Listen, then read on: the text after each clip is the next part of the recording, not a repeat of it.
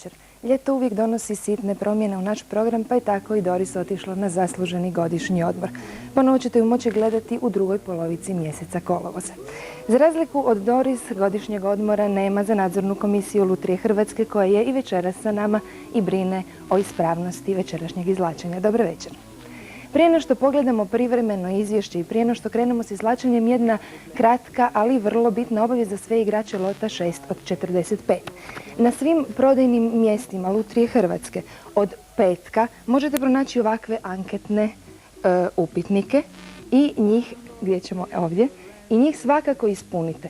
Naime, Lutrija Hrvatske želi saznati što njeni igrači misle o lotu 6 od 45 i na taj način poboljšati kvalitetu igre, učiniti igru što više po vašoj mjeri. Zato svakako ispunite ovaj anketni listić kada budete na prodajnim mjestima Lutrije Hrvatske i ako napišete i svoje osobne podatke, možda dobijete jednu od vrijednih nagrada koje je Lutrija Hrvatske za anketirane igrače i pripremila.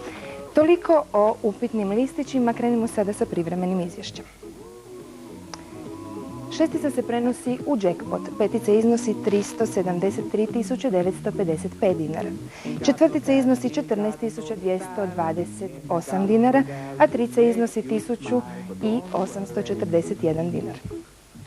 Jackpot garantirani od Lutrije Hrvatske u 31. kolu iznosi 150 milijuna hrvatskih dinara, a ukupno je uplaćeno 256.694.000 hrvatskih dinara. Krenimo s izvlačenjem. Sve su loptice ovdje, možemo krenuti.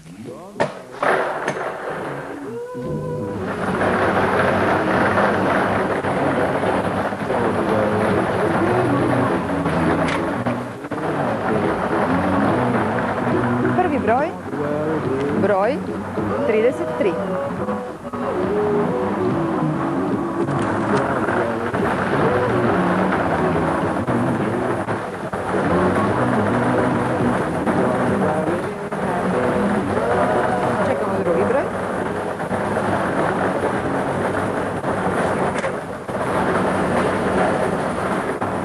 Drugi broj, broj 19.